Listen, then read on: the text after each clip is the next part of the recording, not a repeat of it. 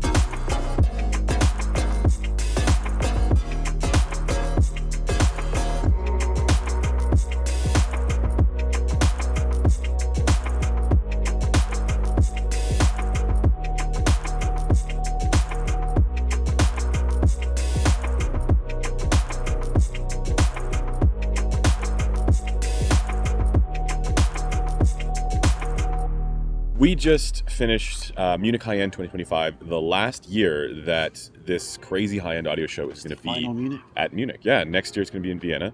And yeah, it was a whirlwind. It's always a whirlwind. People seem to think that this would be like more low-key. Oh God, no. It was not. No. At least not in the headphone side of things. No, I mean the headphone side of things seemed to be busier than ever. Busier than ever, yeah. I think it was the busiest one I've seen personally. Yeah. It's 4 days long. It feels like 10 minutes. It's a little wild, and we saw some very wild things. Yeah. What were your sort of standout highlights, just sort of in general? In terms of highlights, stuff that's good. Yeah. Okay. Well, let's start. Not everything is good. Not everything is good, and we'll get to that later. I think a particular highlight for me. The benches have just started sprinkling water. Is that going to stop? You can't make this up. Hold on. In terms of highlights for stuff that's good and sticking to headphones specifically, I think my main highlight, honestly, has got to be the FiiO FT7. FiiO FT7 was the first day. That was the one that I heard where I was like, this so far is the highlight of the show. Right, and it's not that it was like the best headphone. It was one that I felt was like, this is like really solid for the price. Yeah. And it's just it's a good product. It felt like it's a good thing and deserving of praise at that price point. Yeah, it was surprisingly good. I don't think we got a confirmed price for it yet. I didn't, but actually we did listen to it in New York, and that was a prototype. So they had made, I believe, some changes. They told me that whatever they had here was updated Revised. from what they had done in New York. Ooh, this sounds better than what I heard at New York. Yeah? I think. Yeah. We actually measured the one in New York, and it actually measured reasonably, but there was a bit of like extra sort of spice in the treble, and maybe that was something that they addressed. The way I describe it is, it's a little less mid-bass focused than the FT1. Oh, yeah. And it sounds more detailed. It's a little bit, I don't know if I'd necessarily say more neutral. No, but it definitely has more of that, to me at least, it had more of that sort of like low-end gumption. Yes, it's like it's got more good sub-bass, not just bass overall. Yeah. And that's what because I don't like too much mid-bass. It just makes things sound a little bit woolly. It's just a clearer, more technical sounding headphone without doing it by just being brighter. Yeah. Or anything like I think for some people maybe that like 3 kilohertz range might be a little too far forward, but it was like always on the right side of that for me, for my tracks I was listening to. Okay. Is it a sweep? Yeah. Cameron is going hardcore. Yeah, the 3K is a little spicy for me.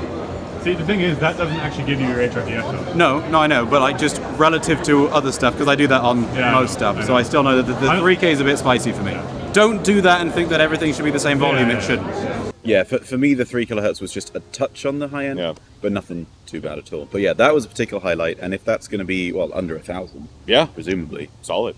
It's absolutely solid. FiiO is crushing it lately with good releases. Yeah. So. Vinyl toasters. That one's a vinyl paper shredder. The other one's a vinyl toaster. That one up there is a vinyl toaster. Oh, that's the vinyl toaster. Okay, gotcha. What about you? What was your main highlight for headphones? You know, it's a headphone that I had listened to before and liked, but I struggled with its price point a little bit because it's very, very expensive. the Austrian Audio Composer. They actually had some other pads, and they said the pads made a very subtle difference. Yeah, it's like a 1 or 2 dB tilt. So Yeah. a little bit more bass, a little less treble. Yeah, and they also had these little sort of like pad mounting rings for people to make it more comfortable. So if your ears touch Yeah. the material inside before, there's little spacer rings Yeah. which just move the pads a little further away so you don't get that anymore. This is a great headphone. This is just a great sounding headphone. That it with both pads was just a solid experience. Again, for me, that's probably my favorite like of the headphone experiences that I had at the show, because it's just sort of like a reminder, like, you know what, this is just like a generally solid, competent headphone. And my hope is that these I want to get the new pads to test. Yes. Right, because I had a bit of an issue before with the upper treble. It was a bit much for me. Yeah. Maybe with these new pads, it might kind of bring that a little bit more in line to how I like to use it. Yeah, I mean, because for me, I've always liked the Austrian Audio Yeah. Composer a lot, and I'm working on a video for the one at the moment. But the thing is that it just had a little bit too much treble and not quite enough bass. I run it on the HM1 and I just click the bass knob Bass up head. +1 and yeah, Might as well be Canadian. We're all bass heads. I run it on the HM1, click the bass knob up 1, then click the treble knob down 1, and these pads basically do the same thing acoustically. Right. Like I don't think I need to run it with EQ because I like the actual treble profile. I like the overall profile of the headphone and all the sort of more fine-grained stuff. It just needed a bit of tilt, and with this, it just kind of fixes it. Yeah, and it's great. And it's a well-built, good-looking headphone. It's something where, I mean, this is a high-end show. You expect a lot of high-end stuff there, but this is one of those products where it's like it delivers on sound, it delivers on comfort, and it delivers on the high-end look and feel and all that stuff. Sometimes you get 1 or 2 of those things, not all 3, and this delivers on all 3. The build with it, just the like rotatable cups and everything, Yeah. it's great. The only thing I don't like about that Oh, the headphone is cable, the yeah. connectors. Yeah. It's using proprietary connector. They have made the connector sort of schematics and everything available so other people can make connectors, but there just aren't any. And I kind of wish that it was using something a little more normal, because I don't like the stock cable. But other than that, that's a solid headphone, and I'm looking forward to spending a bit more time with it with the new pads. What else? There were actually a lot of new headphones that I hadn't had a chance to try. Like there was a new, and there were prototypes as well. There was a prototype from Aune. It's the Aune. How do you pronounce it? That's making the video. How do you pronounce it? Aune. It's a headphone that ends in 9000. Yes. A new high-end model. It had a similar kind of look to the AR9000 everybody knows and loves. Yeah. But this one was, they had to stress that this was like, pre-alpha, like very early on. And there was a prototype that still needed some development. But one of the things that they had really focused on was its bass and sub-bass performance. So just overall the general sort of like bass profile that it has. And they did this, to my understanding at least, acoustically. So not using any sort of like analog filters or anything like that.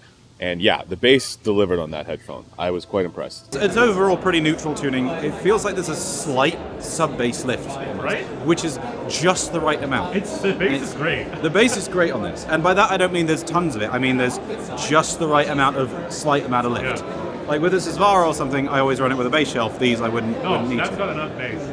Open back with enough bass. Yes, open up with enough bass. They sound super resolving. Overall tuning is pretty neutral. It's sort of pretty HRTF-y.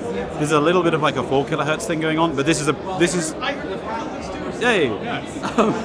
This is very much a prototype though. Like it doesn't even have the rear damping or anything, so bear in mind this is likely to change. Yeah. For an open back headphone, usually for folks who are unaware, open back headphones, it's hard to get that kind of like distinct bass and sub-bass kind of sense of punch and impact. And then this one has it. So that was really cool. And as far as the rest of the tuning was concerned, it sounded mostly pleasant. I think there was maybe something around, I said maybe between 4 and 6 kilohertz, but I don't know exactly where it is. The one thing about that headphone which I'm not concerned about, but just hoping it doesn't change things, is they said that they hadn't done the rear damping. That's right, Yet. So yeah. the driver, like you can see it through the Grell, and obviously that's going to change sound to some degree. Yeah. I'm just hoping that it doesn't detract from what we heard there, because honestly, for a pre-alpha headphone, it's really solid. It's really solid, yeah. And they'd moved the drivers, quite far Very forward angled. and angled them a lot, which is it's interesting. I've seen this now a couple times from a number of brands where they're trying to do that. I mean, obviously Axel Grell's doing this. And speaking of Axel Grell, he was there along with Yermo, and they were actually outside. They had sort of a Grell soundmobile. Yeah, the soundmobile. outside of the event, and there were a lot of people who were giving it positive feedback. A lot of people were liking it. So it goes to show that you actually have to try these products if you can. I mean, that one's, it's one of the headphones which is going to vary A lot. more than most others depending on whose head it's on, and Yeah. so it is one of the ones where you really just have to try it. For me, it doesn't work so well, but I get what he's going for. Yeah. And I'm really looking forward to Grell's next thing. I'm really hoping that he can kind of make a true HD 600 success. Well, we'll see. I mean, to me, the most I love chatting with Axel Grell because he is so all the things that we talk about and all the technical stuff that we get into, he knows all that stuff already. So it's like, he talking to him, it's like he's like on another level, and the things that he's designing for and implementing in headphones is stuff that we don't have the answers to these questions, and he's trying to find them in these products, which is really, really cool. And there's things where you talk about where it's sort of new, and people are just kind of starting to work some of this stuff out, and he goes, "Oh yeah, we did that 10 years ago." Yeah, and so to me, the big thing with Grell and what he's doing, there's a lot of folks who are tuning things by ear. There are a lot of folks who are just like, "Hey, does it sound good to me?" Right? Grell is much more theory, concept based. Right. Finding a concept and saying, "Okay, let's try this concept," and however it's designed, nailing that concept and seeing if people like it. So that's why you got to try it if you can. Meze Audio over there, they had another new headphone, 105 SILVA. It should be around the between $500 and $600, something like that. And we both actually quite liked it. Yeah, I mean, I like it more than the 109 Pro. Yeah. It's not quite as detailed as the 109 Pro, mostly because it does tame some of the kind of treble forwardness that the 109 Pro had. Yeah. To great benefit. Yes. It's like smoother. It sounds a little less like detailed or like crispy, but at the same time, like that's not in a bad way. Like it's not a trade-off that I think. No, I think that one was like kind of a little in your face with it. And that one stopped that. It's a bit, it stopped that, basically. And it feels like a lot of the lower end stuff is a little bit more even overall as well, potentially. Yeah, the whole thing seemed more smooth. I mean, like the things that people didn't like about the 109 Pro, that's not there on this. It's a smoother kind of presentation. Yeah, exactly. Like it's not a smooth headphone, it's just quite a bit smoother than the 109 Pro because the 109 Pro was not smooth. Yes. Yeah. So some of that maybe like, I don't know, say like grittiness or something. From yes. Yeah, that's it's not there. But also it did have, they're positioning as kind of like in between the 105 AER and the 109 Pro, and I think that's basically what it is. Yeah. I still personally prefer the 109 Pro because it does have a little bit more sense of detail for me. I just was never quite able to EQ the 109 Pro. I know what you mean. Fix I know what you mean. There's like this little thing of grittiness there in the treble. Yeah, and it's hard to get around. But I think that one's going to be interesting because it is cheaper than the 109 Pro. Yes. And I do think there's going to be a bit of a split in terms of people preferring the 109 Pro or the new 105 SILVA. Yeah, it's a beautiful looking headphone. Looks gorgeous. And I tell you what else was really gorgeous is the headphone stand. But rather than putting the headphone on a stand, it's like firmer, movable wires with 3.5mm connectors. So you just plug the 3.5mm connectors into your headphone and it rests on that. Yeah, that's a great idea. Yeah. Why did no one think of that? It's always fun to talk to the guys at Meze, and they're great. I just also really appreciate their design philosophy. They're one of the few companies that, again, if you're buying a high-end product, say what you will about the sound quality, they absolutely deliver on comfort and aesthetics, build quality, all those other things to do the product. It's one of the few brands, I would say, honestly, that actually nails the luxury aspect of high-end audio. Yeah. Like, there's a lot of stuff which is expensive and may sound fantastic, but still looks a little bit like a science project or something that you wouldn't want to be wearing out in public, whereas Meze stuff is just built wonderfully, looks gorgeous. It's classy. It's classy. Yeah. That's a good way of putting classy. it. Yeah. And the other thing, I love talking with the Meze guys, the other thing is, if ever you go to a Can Jam, Munich, anything like that, and you're not sure where to eat, ask Antonio Meze. If you go to a restaurant and you see Antonio Meze there, you know it's going to be good. It's good, yeah. This is my wonton soup. It's the best mushroom I've ever had. That was a really good mushroom. Why is my mushrooms? It was one mushroom. And we didn't plan this, but if this man, Antonio Meze, is here, then you're going to have a good time. Oh, it's great because I've tried to knock off. your head is just like unobstructed. There's a bunch of audiophiles go to Munich and just admire listening furniture. Sounds about right. Can confirm. Moondrop was there. They had a number of new releases. They had a Para 2, which sounded better than the original Para, like notably better, I thought. Better bass. They also had a headphone, I forget the name of it right now, but it's the replacement to the Void, I believe, and much better than the Void. So they have an entry-level model there. I believe it should be under $100. Okay. We'll double check. Right. But yeah, it's entry level into their open back line. It's a dynamic driver headphone, and yeah, considerably better than the Void. For folks on a budget, that might be one to consider. I'm actually quite keen to get the Para 2 in for review if I can, because a lot of folks will be interested in that as well. And the Para 1, it was a bit of a mixed bag for me. Like they did some things well, but I did find it a little bit on the shouty side. This one, I don't quite get that. I do get a couple of things in the treble that are maybe not quite for me, but yeah, certainly I think this is not great. Everything being bigger at Munich.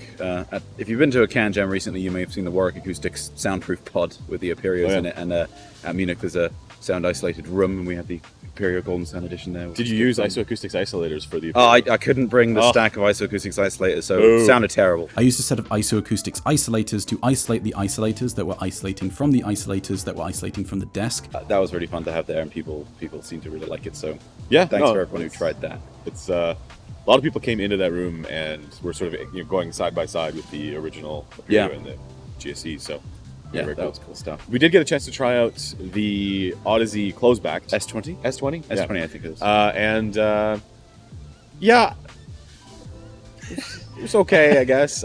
It was kind of where I ended up. It had a bit of that sort of honk at around 2 kilohertz, honky kind of mid range. And it's so weird because like Audeze for the longest time they had these products that didn't really have much ear gain, and now it's like they have kind of too much ear gain or like in the wrong spot. Yeah, it's shaped wrong. Yeah, the bass I thought was solid.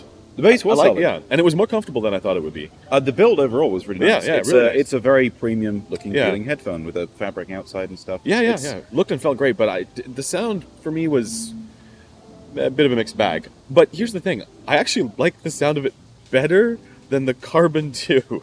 The Carbon 2, I don't know what's going on with that one. Like every time I've tried it, it sounds different every time I've tried it. Yeah, but also not good. I don't know what's going on with it. Yeah, it's somehow like warm, but also kind of sharp in the treble, but also then like it's a bit honky in the wrong place. As you said, they fixed the fart. They fixed the fart from the Carbon. It's nice when your headphones don't fart. But as far as the sound is concerned, it just... it was one of those things, I couldn't really pinpoint what it was that I didn't like because there were so many things that I didn't like. No, to be honest. It just...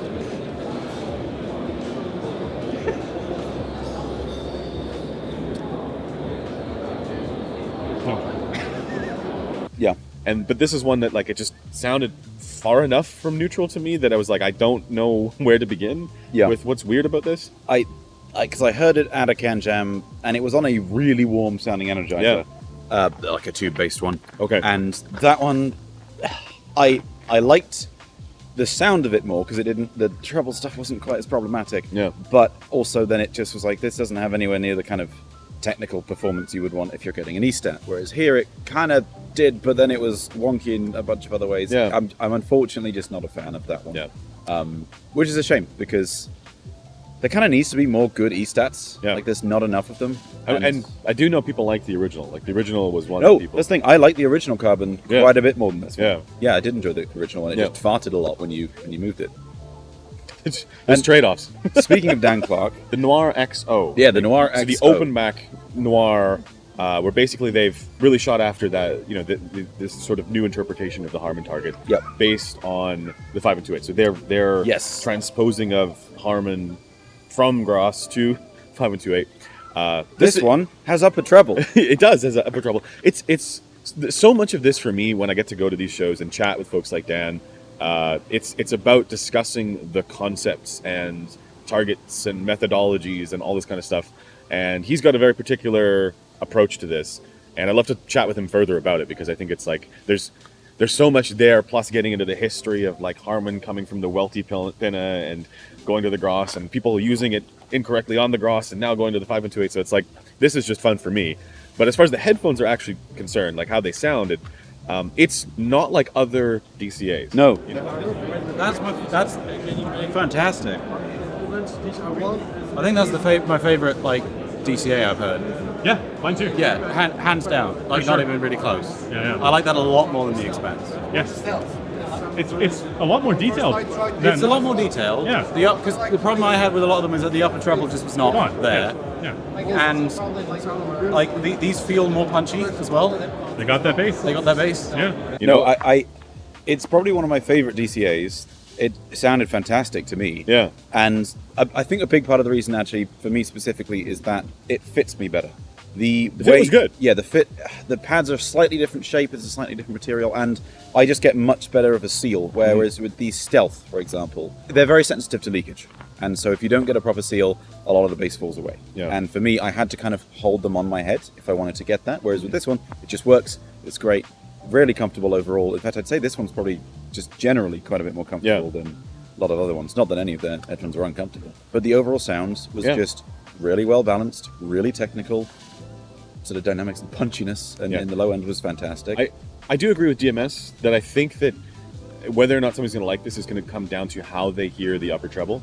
Yes. Right? That's the contentious so. part with Dan's headphones. If you don't like the sort of extra upper treble that he's got with this headphone, he's got other headphones that will suit the preference. He has different flavors available, and that's good stuff. Yeah. But there's this one. It sounded more detailed. Right? It did sound more detailed. Probably because it has more treble. It has more treble, yeah. Plus, you do get the sub bass boost, which is a rare thing. Yeah, in an open bag. In an open bag. So, yeah, I think a lot of people. When I listened to it, I was like, a lot of people are going to like this. Yeah, the bass profile in particular is great, particularly for an open bag. Yeah. Really, really like that. It's a lot of fun. And more headphones need to do this kind of thing. Yeah, I think it's like stop just bumping up like mid bass. Yeah, sub bass. Let's see what happens. Let's see what happens when we can do that kind of sub bass thing. Yeah. Somewhere I can hear listener dying inside. That's because of the upper treble. As far as other products are concerned, was there anything else in the headphone side of things that you heard that made you go, that made you interested? Well, interested but disappointed. Koss. Turns out Koss has a new headphone. It was not like announced. It wasn't sort of really known until someone stumbled across it at a completely random booth selling like some vinyl stuff. I think it was plugged into an R2R, like a reel-to-reel machine. It looks fantastic. I really like the aesthetics of it. Yeah. And then it does feel pretty cheap, and it sounds very, very dull and muted. Yes. Unfortunately, it's like there's just no ear gain to it. It was a blunty boy. Yeah. Not a fan of that headphone. It was comfortable. Yeah, it's comfortable. Not an on-ear, so that's a plus. Yep. But, Over-ear headphone. Yeah, just the sound was not special. I mean, it's not offensive. It's just not No, good. but that's because there's not much there. Yeah. It's just like unseasoned or flavored porridge. But no, because I like unseasoned porridge. Of course you do.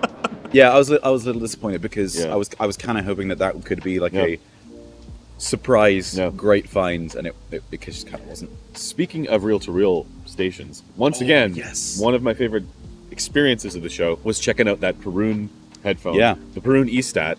They have it set up at it's not a record store, it's a reel-to-reel store. Zavalinka Records. Zavalinka Records, that's it. And so they have this reel-to-reel system that with the Perun plugged in on a Blue Hawaii, and then they also had Stax. Yeah, they had Blue Hawaii SE with the original Peruns. Yeah. Stax L700 Mark II, which is nice because then you got another E-Stat to directly compare to these Peruns. The original Peruns, those are great. They're great. They are fantastic. I really, really like those. This is transported into another dimension again. It's that kind of thing. It has that sort of, it's that music enhancement device. Right. Better than the Stax, I thought. Yeah, a lot better than the Stax. I really like those a lot more than the Stax. And then the new Peruns, unfortunately, not as much. Again, the headband is implied. Yeah, the new Peruns, I mean, yes, there's more mid-range and there's less treble, but for whatever reason, that didn't work for them. Almost like removing the treble revealed some problems. I don't even think it's that. I think it's just that the overall sound changed significantly. Yeah, it's the timbre of things was kind of just gone. It had a bit of an etchy sort of thing to it. Well, but it looked maybe like it's still. I don't know if that's a full version or if it's a prototype or what. But yeah, the original solid. The new one maybe not quite. Perun, if you're watching, the original solid. Yeah, please keep making that because I actually kind of want to get a pair of those. They're great, fantastic headphones. Ferrum's got a new streaming control thing for the Wandler, which is interesting because sometimes if you're using a network streamer, you can have, the song show up on the device and you can control playback and stuff. Whereas this, if your DAC's just connected to your PC, be it Windows, macOS, Linux, or Volumio, it'll show all the playback information. You can control stuff, even on things like YouTube. So even if you're using Rune, Spotify, YouTube, whatever, you can just control all of that and see all the details with the remote and everything. And it's just a nice quality of life thing. Yeah. It's a free upgrade, like just the next firmware update that's coming for the device. That was cool. I like that quite a lot. Speaking of source equipment, Michael Zähl was there. Michael Zähl was there. Yeah, and all the, I think the DCA headphones were hooked up. Yeah, to all his. the DCA stuff was running on the HM1 and H1. Yeah. And obviously I've reviewed the H1 recently, and I use the HM1 as my main amp. But what I was quite excited by was actually one of his pro audio devices, which he had So there, cool. which was the EQ one. So cool. Yeah, it's a sort of 500 series module, but they built a sort of desk unit for it, like shelf enclosure thing. Yeah, it's an analog EQ thing. You can adjust frequency, Q, gain. There's different like selectable ranges and things. The only issue with it for people that aren't super familiar with EQ is there's no visualization or anything, but just maybe something you can put in at some point. Yeah, it's not. This doesn't exist in like the HM1 line or anything like that. It's just he had that there, right? No, it's a by ear thing, but having that level of flexibility and analog EQ and Michael Zähl's stuff is super transparent in terms of the amount of distortion and or lack thereof that it adds. Think like a hyper sophisticated Lokius.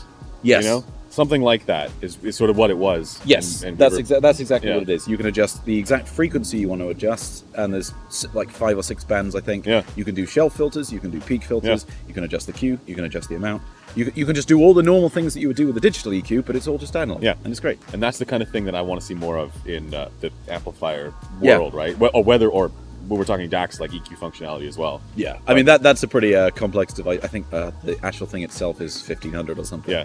So it's not the kind of thing which you can just easily implement. But if you have the budget, you want to be able to EQ stuff. That's really cool, and I'm definitely going to try and check that out because I was using it, and I was trying it with I think it was the XO, and just I want to add a soundstage dip, so I just 2 kilohertz, Q of 1 or something, take it down a little bit, and it's just being able to just do that on the fly is great. Yeah, I love it. Were there any other amp stacks? I mean, this is more your world than mine. I don't play in the that DAC world. man. Yeah. The DAC man. The DAC man. the Feliks Bliss.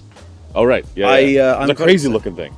Yeah. Huge. Yeah, it really was crazy. Unfortunately, on day one, the DAC that they had running into it was too high an output voltage, and so it was clipping it a lot. So I did point that out, and then once that was fixed, it sounded really good. They actually did have it here last year, and we got a sneak peek of it whilst we were at Feliks's place last year too. That was it. Was still in a metal box and anything, and now it looks very pretty. I like the aesthetics of it a lot. Yeah. With the Shangri-La Senior, it sounded great, and it's probably one of the better things I've heard the X9000 on. I haven't really spent much time with the X9000 or Shangri-La Senior. It's hard to have a reference. It's hard to have a reference. Yeah. But I did like what I heard. Yeah. It's the thing that's tricky with that is E-stats get into a bit of a different world where just everything's so expensive. I think that Bliss is going to be nearly 20k. So it's that plus an X9000 or something. You're looking at 25 grand, and it's I can't afford that.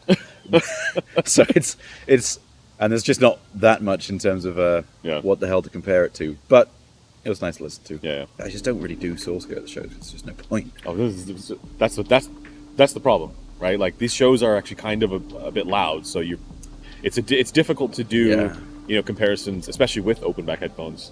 Well, with open back headphones, all speakers, because we go to these shows and people message me saying like, oh, did you try this DAC and what do you think of it? It's like, well, I tried it, but I can't tell anything because I've never heard those speakers before, or even if I have heard those speakers, I haven't heard them in that room. Unless you're A-Bing something, which there are some rooms that do that. They'll swap it, but it's usually one of their own products for one of their own other products. Unless you are A-Bing something, I don't know how the hell to try and interpret something. Even with the speakers, again, it's a case of I've never heard that room before, so it's a little tough to say. The ones that always get me are stuff that is a little bit even more snake oily, where it's like people are like, check out how this cable sounds, right? And it's like that's okay, that's one thing.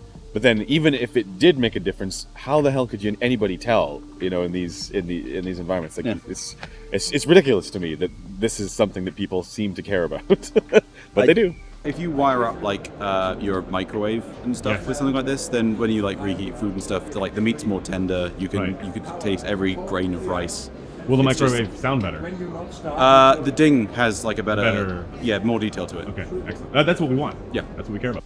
Yeah, trying to do it at shows. Yeah. I chose. Wild. I'm not trying to be diplomatic, but Don't be diplomatic. It's hard. Say it. Like if you're trying to judge cables at shows, I'd stop. Please stop. Yeah. Or just know that they don't make a difference. Oh no, they sent the German engineers into the Oh, mines. right, into the mines. Okay, yeah, that's all it- it's all Okay. approved. I keep forgetting about the mines. Complexity of production and I hate technology this. is insane. German engineers search for the Insane. best copper ore in mines worldwide. Deliver it to a precision What? plant in... Oh, Klaus Heinz. Oh, yeah. Klaus Heinz of Head Audio and Adam has a new brand. They have a new high-end planar magnetic headphone that uses a pure silver membrane, I believe. I think so. And it sounded pretty good. Like it was... it's one I want to get in and actually test a little bit more. It's not finished. It was a prototype again, but that's one where I think it can compete with, the other stuff that's in, like the high-end planar world. I think the treble profile on it may have fit me a little bit better than it did you. But the cool thing about it was he had a B&K 5 and 2.8, the At full the booth. thing at the booth. And he had sitting all there. the measurements and And he was everything. doing the measurements there. Yeah. Like, obviously, it didn't use the same sort of like baselines that we do, right? But for anybody who's used that system, you know how things kind of measure on it. And so I was looking at the measures, like, yeah, that's going to be one that people like, I think. I really, really like that headphone. Yeah, No, yeah. it's really solid. Yeah. The only thing for me, I think there was something around 4K-ish, which Yeah. I would take down a little bit. But honestly, besides that, really, really solid. Really solid. And I'm really looking forward to checking out the final Yeah. thing because it's very comfortable. I think that it's very much a prototype, but I think the build may be something which people are... well, yeah, it's hard to know what the actual build's Yeah, going to be. we don't know because what the final thing is going to be like. Yeah. I mean, for the price that was stated, which probably shouldn't say, I think the build quality could do with maybe being just a little bit more luxury, I guess. But in terms of sound, I like that more than the vast majority of other stuff at the show. That was one of the highlights for sure. And also, just to me, the big thing is like when you get to go and chat with folks who have that sort of like technical expertise, and they're doing things like measuring on industry standard test equipment, and they're showing it. Yeah. It's like they're proud of whatever the measurement result is. That's always encouraging to me because it shows how much they're focused on, like getting things precise and getting things right, and following a methodology. Right, that's the key thing for me. Klaus Heinz is a fantastic and really, really interesting guy as Yes. well. I mean, Yeah. some of the history and stuff. I mean, the AMT, the air motion transformer, and the guy that Klaus Heinz worked with, Oscar Heil. Oscar Heil. That's also the guy that invented the field effect transistor, the FET, which is what's powering the device that you're watching this on right now. Most of the modern world. Yeah. And Klaus Heinz has... How long has he been in this industry? I don't know, but he's a legend. I mean, it's Yeah. people like Klaus, people like Axel, people, there were legends at this show. The guy who invented MP3 was at the show. Was he? Yeah, yeah. What the hell? He was at the same booth when we were talking to Klaus Heinz. Damn. He was right next to him. Yes, there's a ton of craziness there, but there's also like a ton of legends who go to these shows, and it's great to connect with them. And it's also great to connect with some of the other people in our community. Oh and yeah, stuff. we got a chance to hang out with Zeos. That's always great fun. Yeah. We did a bit of a fun challenge where we went around the show trying to find the most expensive item. We split up into teams, and the most snake oily item. Yeah. Which go and watch this video. I think you won that one. Do you feel God? No. He's in the room right now. It's because of that. It traps him. His spirit, his soul is here. Because of that. I mean, they're nice looking wooden blocks. I don't. What do they do? I don't know. What is the price of one of the? And actually, I'm quite curious. What is the price of the big power supply? I don't even dare to say. So Outside of the show as well, getting the chance to hang out with everyone was a lot of good fun. The Zeos, Joe came over from the US, which was awesome. So the original Zeta had to have a soft top because if you rear-ended someone, you had to be able to get out of the car. I wonder if it's the same reason. The Warwick guys are always great fun to go out with too. Yeah. And it was my birthday yesterday, so Happy birthday to Cameron. Wish him happy birthday in the comments. Feel old now. I can't even hear over 20 kilohertz Oh yeah. anymore. Now you can actually do the ABX testing again. Yeah, it'll be 15 kilohertz at best now. My back hurts. It immediately switches off, right? Yeah, that turns off. Yeah. But at least now you can enjoy more headphones. Okay, so your next headphone, it's got to be a flagship, top of the line. Like we're talking $3,000. Okay. And you're going to call it Formula One. And in purple color, huh? Then you can have a line. You can have Formula 2 is like the one step down. He looks thrilled. Yeah, put the golf livery on it and get sued. I'm banning you from my website. But of course, we're the headphone guys, but speakers are kind of really what Munich is about, even though the headphone side of things is just getting, again, bigger every year, and I'm quite curious to see how things go once we go over to Vienna. But speakers. Oh my gosh. There was a lot of speakers. Oh my gosh. There were some very good speakers and some very bad speakers. Yeah. So for me, the big highlight was, of course, the GENELEC room. Yeah. There were other rooms that sounded good, or like, I described this earlier, but there were rooms where you'd go to those rooms, you listen to the speaker setups, and you'd be like, okay, this sounds good, or there's something, you know, unique about the sound that you're getting from a set of speakers, and you think, okay, there's something cool there. And then you go to the GENELEC room and you realize, no, that was just bad. This is just right now. Yeah, the stuff in the when you go to the GENELEC room, things just sound correct, and everything else that you'd heard before, you're like, okay, that's just not quite right. Yeah, you know? And sometimes people do want something a little quirky, and some of the colorations that can make things more fun, more enjoyable. Yeah. That's totally valid. And I don't necessarily know that I would use like GENELECs for my own personal listening. For I would. Things. I know you would. To hell with everything else. It's like the timbre king of speakers. That's how I would describe it. I like my focals quite a lot. Oh yeah. There you go. But at the same time, like for what they're for actual professional environments and for getting a genuine reference point, that's it. That's it. That's just it. And it's not just the speakers themselves. There's a lot of things about the speakers themselves. Not just coaxial design, but the way that they put the low frequency drivers behind the baffle to reduce intermodulation distortion, things like this. That's brilliant. But what I really love is their approach to room correction and how important that is. Addressing the acoustic environment that you're listening to your speakers in, because one of the biggest things about these shows is that the rooms that you go into which are using room correction, to me, every single time, doesn't matter what speakers they're actually using, they all sound better than the ones that are not. If you're using a high-end system and you're not using room correction, you're missing out on a good chunk of performance in your system. And this is the crazy thing. It's like, for all of this high-end stuff that's there, I think people are overly focused on the devices, right? You buy a high-end fancy thing. Yeah. Not necessarily focusing on how to get the most out of those devices. With headphones, we talked about this at length. It's things like EQ. It's things like the Zähl knob, thing, or even analog filters for the ones that have like the XO and stuff like that. The speakers, it's things like room correction. Oh, and room treatment. Room treatment. The number of times you see people with $2 million systems and no room treatment, just like glass panels, and it's like, oh no, because I mean in my room, you can just put more acoustic stickers on. Oh my god, these two. I didn't even see those. We didn't even see them. Oh, I feel it. Okay. It sounds so good. Yeah, like I when I was doing the room treatment video and stuff, and since then, because I've experimented with just trying to get my room as dialed in as I can, like I would hands down take my cheaper, which still great, but like just much lower end, like Triangle Borea BR08s in my room with treatment than like Focal Super number 3s with no treatment. Like it's not even close. Your room has such a massive impact on sound, not just in terms of the treatment, but also the setup and positioning. And that's another thing where there were certain rooms like the Audioquest room. Never mind what you think about the cables, they always set up their room well. And the speakers are more modest, like they're not these. Yeah, they don't use crazy speakers. They just put like decent, reasonable speakers in there, set it up well with just a little bit of treatment and stuff, and it always sounds better than most of the crazy esoteric rooms. We did also get a chance to try the JBL Summit series, or we went in the room with the JBL Summit series, which is this flagship speaker that they had. I quite liked it. I did quite like it too.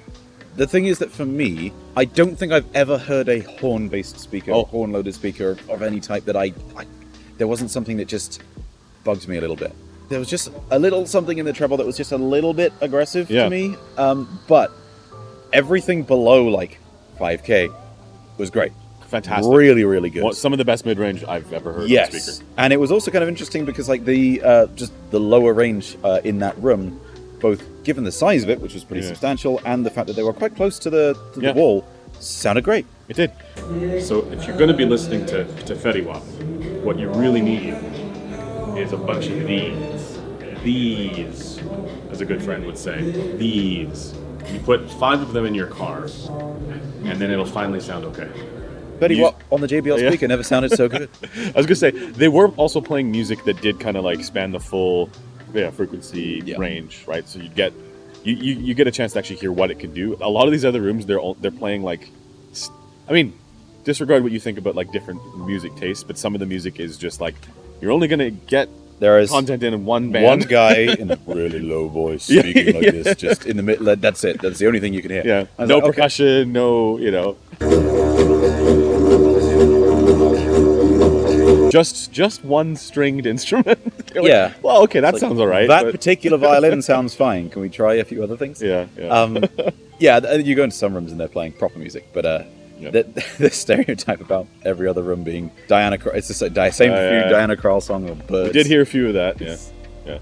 Hey, when they played the Diana Krall song, I was like, hey, she's from my neck of the woods. I'm not bashing Diana Krall. That's Krall. more just saying it's like every room is the same couple songs. Yeah. Diana Krall. I'm kind of curious after a can jam or something. The Warwick one, I'll set Rune up, and I'm going to make a list of every single song that people play. Yeah. And compile a list, based on how many times they get played as well, of what are the top 10 audiophile test tracks. I'd kind of be curious to work that out. Yeah, and then we can judge them and shame them. Well, yes, but also I think that what you let people play is going to be very different to what brands choose to play. Oh, for sure. Yeah, so I'd be curious to see what do people actually want to hear when they go and test stuff. For the rest of the speaker stuff, there was absolutely all the craziness, esoteric nonsense. Madness. There's a $9 million, it's either $7 or $9 million, which we found just after we did the challenge, so we all lost, technically. Well, that's the one we were actually looking for. Yes, oh, okay. But, you were looking for it? We knew that it existed, we were looking for it. It was like out in a separate room because they were huge and needed a hole. Yeah. The a cappella hyperspheres. Yeah. Good lord. They looked a little bit like a butt. Just putting that out there. Sort of the big butt speaker. I mean, they didn't sound bad. Okay, this is the thing. But they didn't sound bad. I wouldn't pay 9 or 7 million euros. No. For them. Okay, they didn't sound bad, but I can think of setups under like $2,000 that would sound better. Under $1,000 that would sound better. Yeah. So like, really, I feel like you're paying for You're paying to flex and to have the biggest horn golden speaker. Yeah, and you're paying to buy something that looks like a butt. You can put that in whatever crazy room that you have. At least with the dragon, the crazy horn one, which we didn't actually go to see this year because we've seen it like every year. At least with that one, you invite someone over to your house and they go, "What the hell is that?" Yeah. I mean, there were some crazy esoteric, but like also kind of good ones. The this brand, which was one of the few horn speakers that I actually kind of liked. Yeah, I mean, I liked it for the first track they played, and then they started playing some stuff where I was like, It's not perfect, but it's a horn loaded for the lower frequency driver, and then a coaxial offset tweeter. It was a cool design. It was a cool design, and I will say it sounded better than most other horn. I was impressed that it had good low or better. It did have good low end. So that one was really interesting. It was a lot better than what I expected. Yeah, and the first song especially sounded really, really good. What surprised me was that you look at it and go, okay, well, that's going to sound terrible, and then you sit down and go, oh, it doesn't. There was some unique relationship for the ear gain that was very clearly like there were some dips and then peaks and things like that, but not necessarily in an unpleasant way all the time. Sometimes, but sometimes when it worked, it really worked. It was weird. Okay, what was one of your favorite speakers aside from GENELEC in terms of stuff that just actually really enjoyed the sound of? Actually, I did like the whatever they had set up in the AudioQuest room. But again, it's probably just because the room is set up. I mean, the room was set up well, but also just I was trying to listen to stuff that would have been the speakers, particularly narrow frequency stuff, and those speakers are actually really solid. Yeah. So I need to find out what those were because it was pretty good. I mean, it could have been the cable risers. Well, you never know. Cable risers do all the things for that thing is after you all the time. It really is.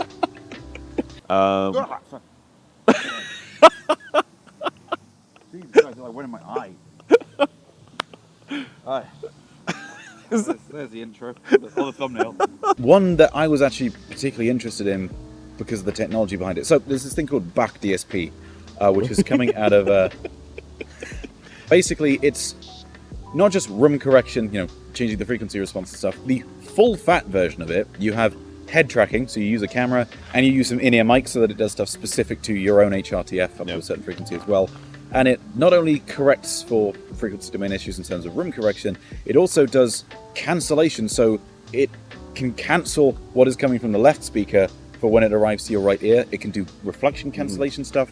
It's really, really cool tech. And there was a soundbar that was using a kind of slimmed down version of back DSP. They unfortunately didn't want to use the camera for aesthetic reasons, which I kind of get, but also it meant that there was a very small sweet spot. Like that's the one thing, moving from the chair behind the sweet spot to the chair in front.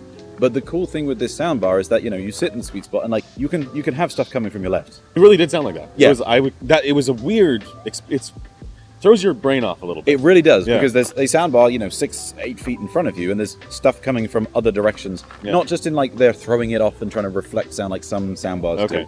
It's like you have bass coming from your left. And also like when you're listening to music, like the song "Money" from Pink Floyd, they played that one, and there's the intro part to that where there's like different sounds being played. Yeah, and they're coming from different places. It made my brain go weird. Weirder than usual.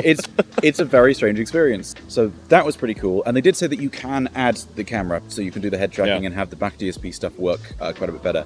That was just one of the more sort of innovative things as we saw at the show, and I thought that was really interesting. So the other cool thing, speaking of tech, was the area in the back section of the headphone zone, which was international parts and supply. More about OEM kind of stuff. The coolest subwoofer that I've ever come across, GSS, yeah.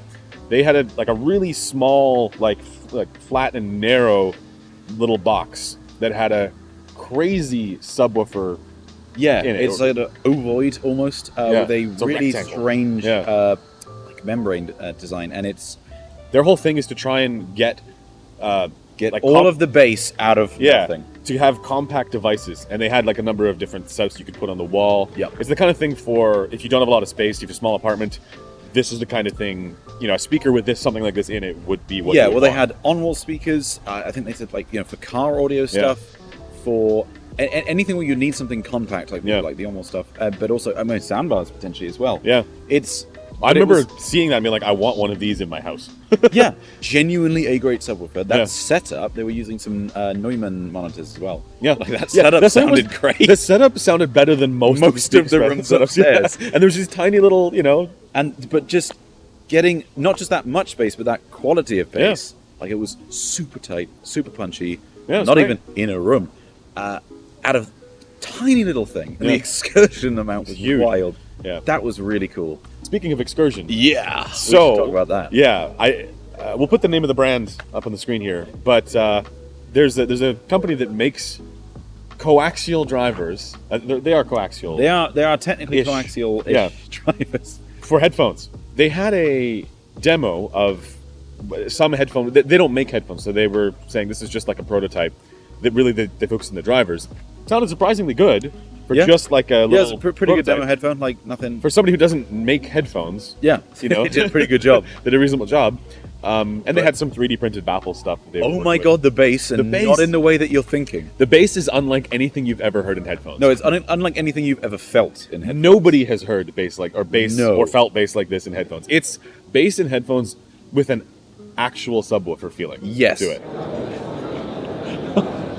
Dude, every time the bass hits, it's so fun. It's so fun.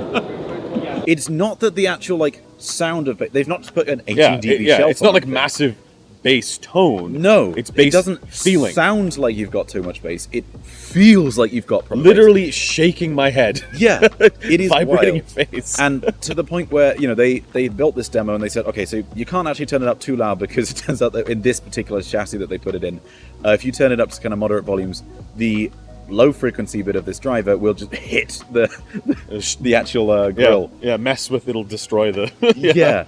Because the excursion amount is huge. You feel it.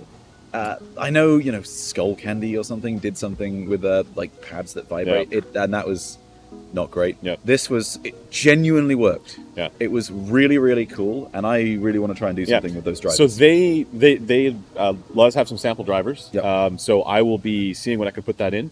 and we'll maybe do some videos on that to see if it works. The thing is, it's very difficult to tell how the rest of it's actually going to perform. You can see the driver, they showed us the driver performance in free air, and it kind of had like 2 resonance frequencies, which is... Yeah, well, it's sort of 2 drivers. Yeah. But it's the fact that in free air, it had sub bass. In free air, it had sub bass, which you never see. Yeah, like, right? Okay, for those who aren't aware, normally when you completely unseal a headphone, measure it just... Measures the driver. Measures the driver, sorry, in free air. This is the kind of response that you would get. So there's a big peak at the resonance frequency, and then it just completely falls away. You don't get lower. And then it just was like, it had a resonance frequency, and then there was sub bass. There's also sub bass, yeah. Which was so wild. when you instantiate that into a headphone, in this case it was a closed back, you get that extra driver oomph. Punch. Yeah. So I'm very curious to see what I can do with this in an open back design, right? Because again, it's like in free air getting the sub bass, and now imagine what it's like in an instantiated in a proper headphone design. So just wild. That was wild stuff. I'm looking forward to seeing what you do with that. Yeah. That's the first time I'm like, I want to try do something with this as well. There was so much. It's one of those shows where even if you go for all 4 days, you can't see everything. It's just not possible. And then we spend a lot of time talking to you guys. We feel like we only get to see a small percentage of it. This Wasp is really going for me. Shout out to Mind the Headphone, by the way. He's a YouTuber in Brazil who came up and said hi. Yeah. And lots of other people who are doing content creation and covering the show as well, YouTube videos. So it was great to hang out with everybody. And also all the folks who came up to us and said hi, from the community. Yeah. So there was a lot of you guys there, which is awesome. I feel like there was a lot more than last year, which is nice. Yeah. And this is the one show, if you are thinking about going to an audio show and you're not sure which one to go to or anything like that, or if you can go to this and you're debating it, this is the one show that you should go to. Vienna. Vienna next year, but it's incredible. There is so much stuff, from the amazing to the terrible to the crazy good, crazy bad, the crazy weird, massively expensive to the super budget stuff. Yeah. And Sennheiser was there demoing their Sennheiser was there, Topping's there, Moondrop's there. It's got everything, and it's also for speakers in particular, it's one of the few shows where things are actually set up in good rooms. I'm not really going to any other speaker shows, because in hotel rooms, like, I've heard the same speakers or same setups in many cases in other shows in hotel rooms, and they just it's not even that they don't even sound as good, it's just that they don't even sound anything like what those products sound like when you put them in a real environment. Yeah. It was fantastic.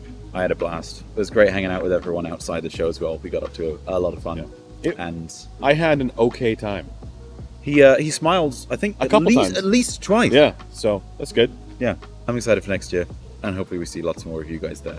And obviously, this trip for both of us was made possible by Headphones.com, so thank you very much to Taryn and Andrew for sending us. And if you guys are considering buying any kind of audio gear, and if you want to be able to buy something with confidence, if you're not sure if you're going to love it, and you want to be able to send it back if you don't love it, and if you want great customer support from people who actually know what they're talking about and are into this stuff just as much as we are, then Headphones.com is the place to do it. If you want to ask any questions about audio gear, trips like this, anything to do with music, then come and say hey on the Headphones.com Discord server or the Headphones.com forum. But until next time, we'll see you guys soon. Bye! Hello.